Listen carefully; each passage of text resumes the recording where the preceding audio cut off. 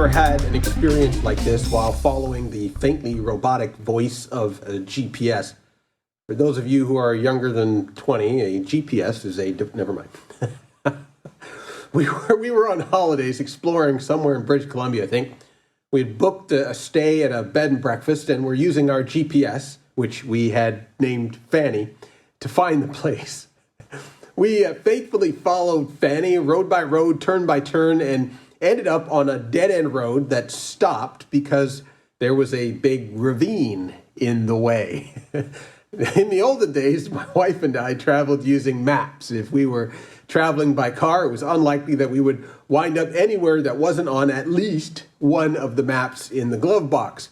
But with the arrival of children and the advent of GPS, the maps had slowly disappeared from the glove box. So there we were at the end of this dead-end street looking at a ravine.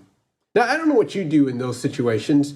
I don't think we had cell phones in those days, so we backtracked a bit while the GPS kept insisting we follow the route and then would sigh and recalibrate using that condescending, slightly exasperated tone of voice.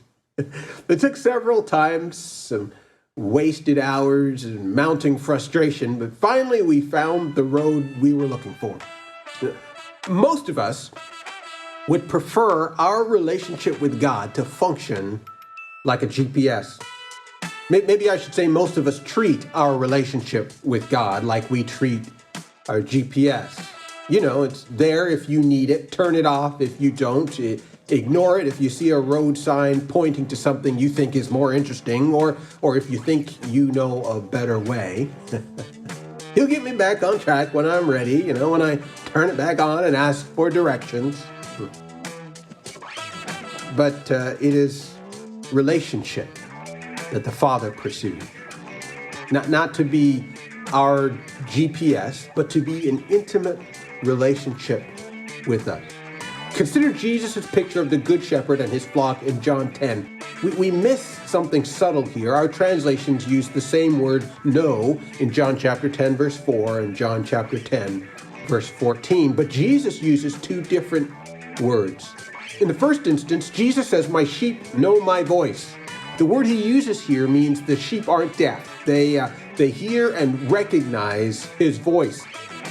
But in John 10:14, Jesus uses a different know. He says, "I know my own, and my own know me." This time he's talking about himself rather than his voice. My sheep know me. Know. This know is the intimate know. It's the kind of know that is referred to when we talk of a husband and a wife knowing each other.